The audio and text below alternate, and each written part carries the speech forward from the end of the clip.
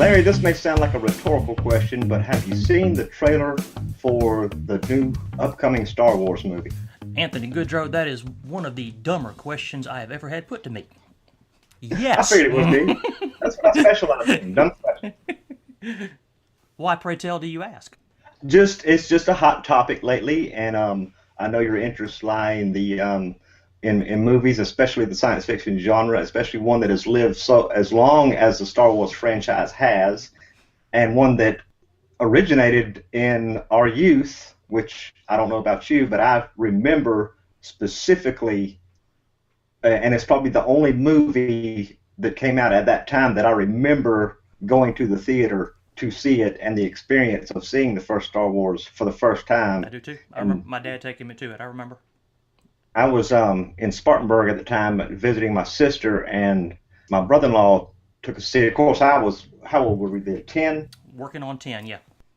You know, telling us about this great movie that was coming out, and I had no idea. It's not like I read Variety magazine at that age. But, you know, he said, we have to go see this movie, and really was a big event, and I saw it at least 6 more times on that run when I got back home in the local theater, which was, you know, that's a pretty big feat for a kid that age to see one movie that many times. Mm-hmm. But and I've seen it countless times since then, and the rest of the movies along with it. But you know, it rose in our childhood, and it's a hot topic. And I just thought maybe you had I'm pretty sure you've got a strong opinion on it. Oh yeah, I was thrilled with it. I think for a teaser, it was fantastic. You know, trailers these days give away so much information that in numerous cases they spoil the movie. For a movie that's a year away from hitting the theaters, it was just enough to whet our appetites. It showed us some things that made us feel a lot better about J.J. Abrams taking on this duty. It showed us some things that are new and yet felt familiar. It wasn't any kind of hint as to the original cast, which we know will be in the movie, but there was no sign of any of them in this teaser, which I thought was a great idea. I mean, give us the new stuff now and get us excited. Then, if you so decide, you can give us some more familiar stuff later. But yeah, for 88 seconds, I thought it was fantastic. Right. You know, it's something that's hit me in an increasing way. Every movie that's come out since the first one is, back when the original Star Wars came out, the technology at the time was really good, but you know, it was just, that was one of the things that made the movie, the special effects. But you realize how far they've come when you see the Millennium Falcon go vertical. Oh, leaps and bounds, yes. And it's just amazing just to watch it. I don't know if they did that trailer in 4K or not, but it looks like an emerging technology. Well, I certainly didn't watch it in 4K. I mean, I watched it in 1080p. I don't have any method of getting 4K here. I mean, Lord, 1080p is good enough. The human eye can only take in so much data anyway. And this is going a little off topic, but from what I've been reading, that's most of the people in the movie business are saying that's pretty much a gimmick and really won't get any traction. Some filmmakers are embracing. Peter Jackson's embracing it. James Cameron's embracing it. But then there are others that no, they think 4K is too video looking, and I happen to share that opinion. I've seen a couple of displays of 4K in retail outlets, and I had the same impression. Just to me, it's too real looking. A movie is supposed to have some type of unreal quality to it. It's supposed to be an escape from reality, and it's indescribable in a way. But my impression was it was too realistic to lose yourself in. Well, speaking of science fiction-y things, latest article I sent you from Science News about at-home brain stimulation. Yes. It's a promising technology in a medical sense, but when you think about the possibility of people doing this kind of thing at home, it can get kind of scary. Creepy was the first word that came to my mind.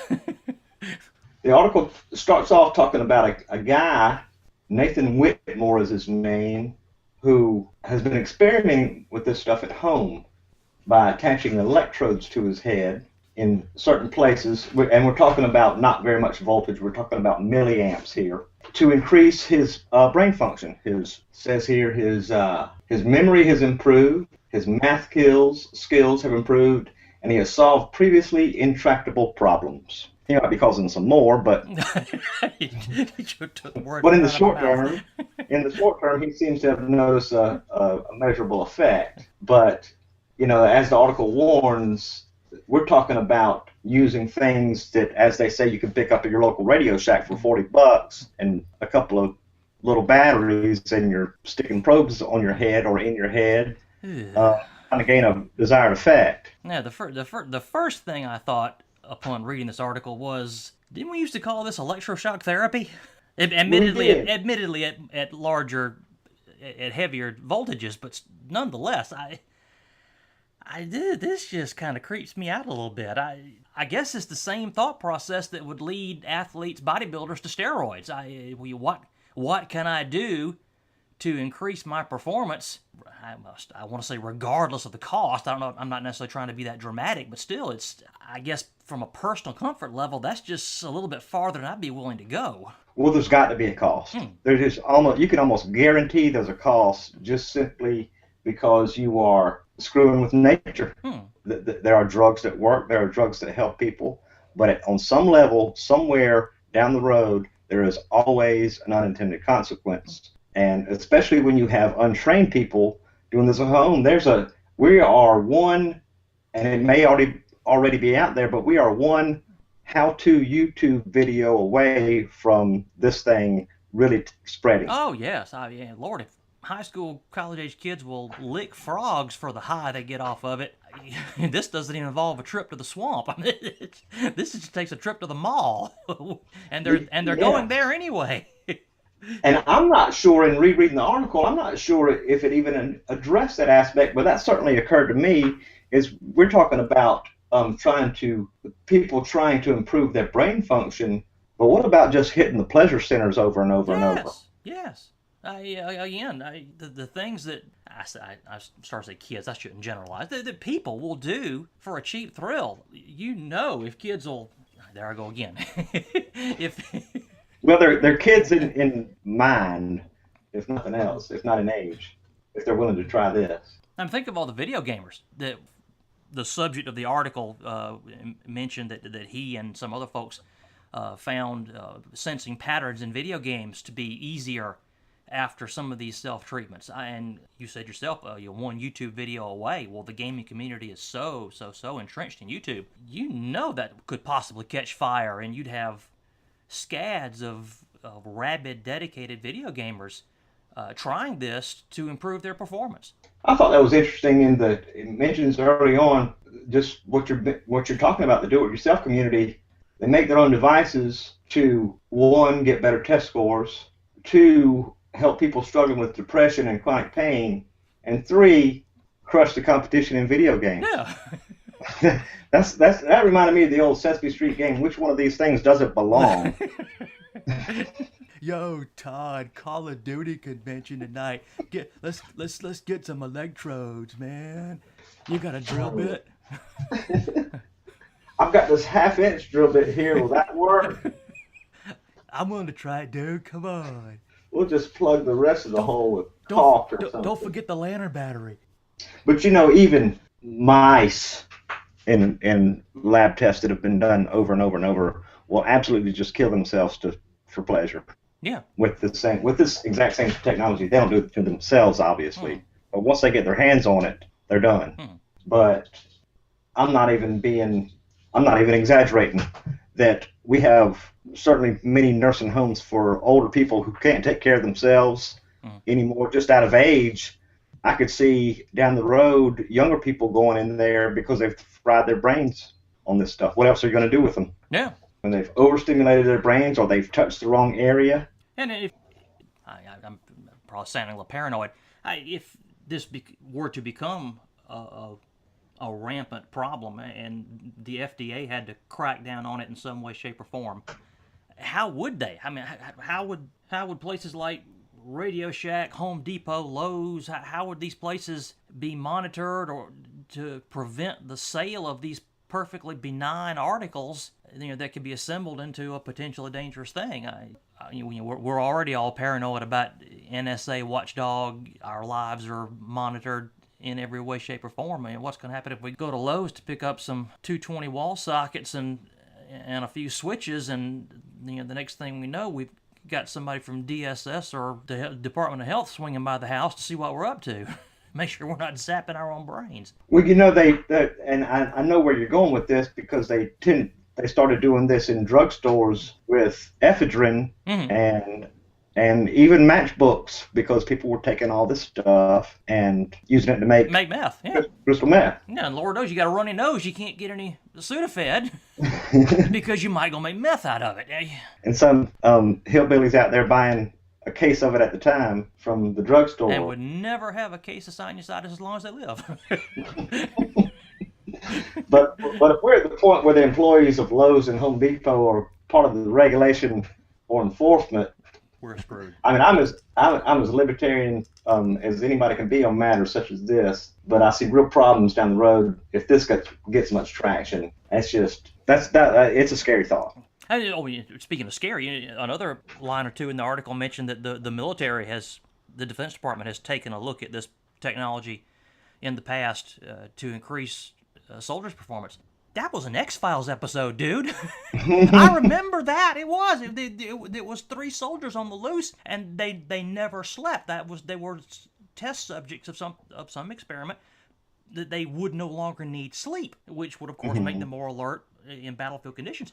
And as a result, since they weren't getting internal dreaming done, they were like projecting their dreams and exposing unsuspecting people to these nightmarish images, and they were killing people. I mean, yeah, that's just what we need.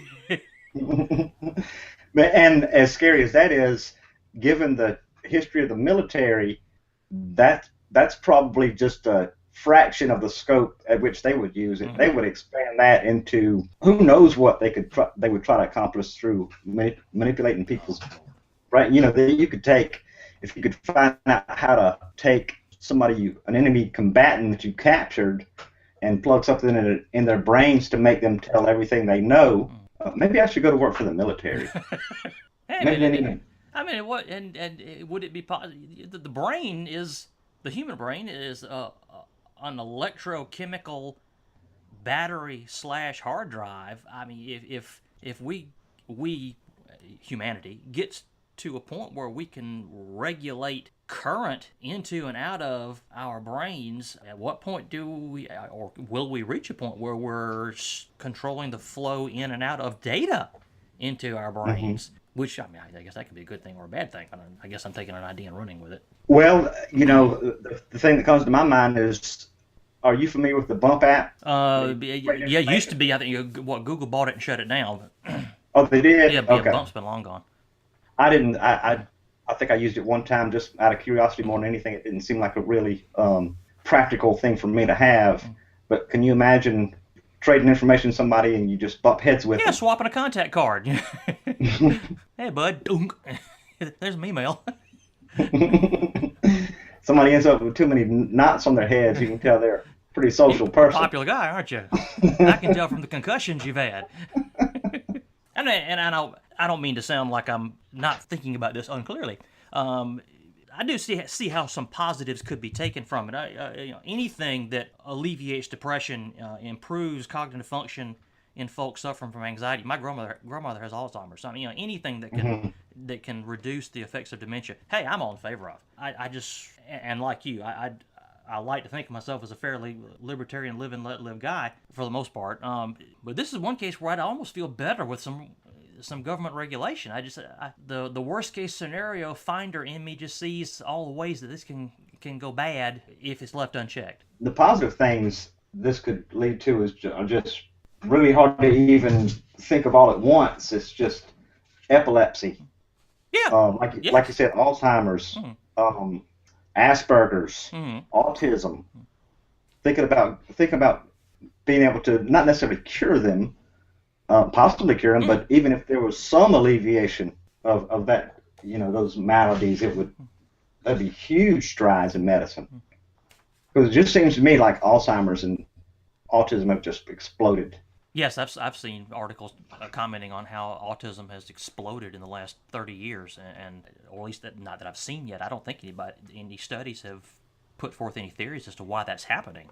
I'm sure some folks would say it's the result of our polluting the earth somehow or another. But and they may very well be right. I don't know, but Oh, it could be steroided up chickens that that very we possible buy. too. Yeah. But like I said, the science shows promise. It's the amateurs out there That would that ruin it for everybody. really ought to scare people, and the military. They should be. They should scare people too.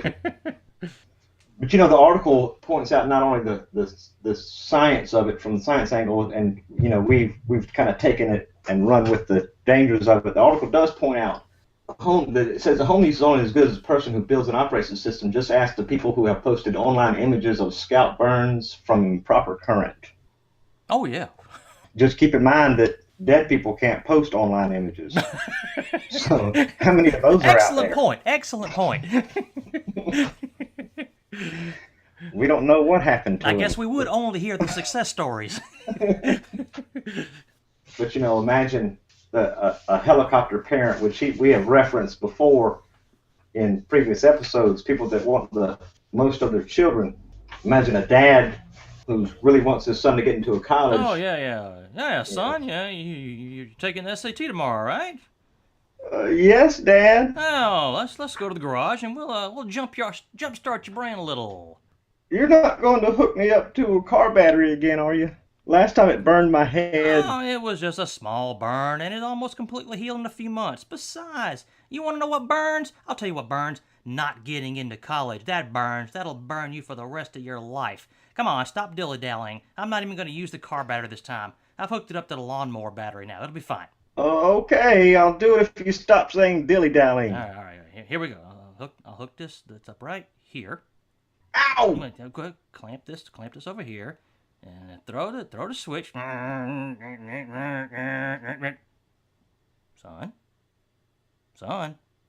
Oh, All right, what's the square root of 144? gravy donuts. You're fine, let's go. That's about the way it would go. I believe you.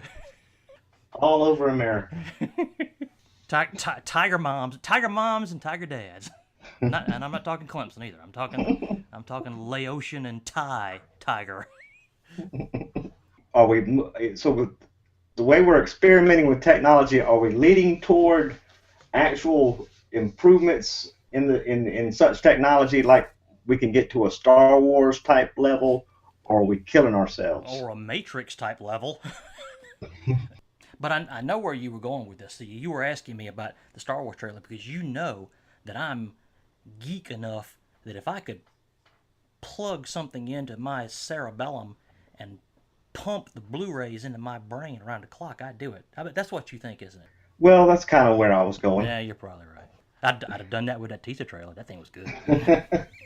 Well, it's people walk around with music in their ears all the time now. There's no reason why it can't be expected that one day we could walk around with movies in our heads. Until we start walking into traffic, yeah.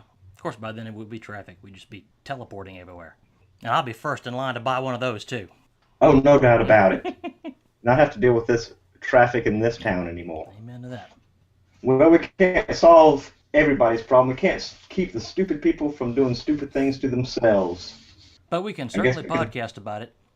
Absolutely. We can have an opinion about it, that's for sure. Yep. That should about do it for this podcast episode. Until the next time when we have another topic we'll dissect or complain about. Or stick electrodes in and zap. We will kill it. We will absolutely kill it. Check out our website at unclearthinking.com. You can find Larry and I on Twitter. I am at Anthony Goodrow. He is at LA Smoke. Tell them what our email address is. Unclearthinking@gmail.com. We thoroughly enjoy seeing what you guys think about our rather putrid opinions about things. And if you don't like our topics, send us some. Tell us that too. And if you would, leave us a review on iTunes or Stitcher. Let us know what you think. That really helps us out too. And with that, we're out, folks. Till next time, gang.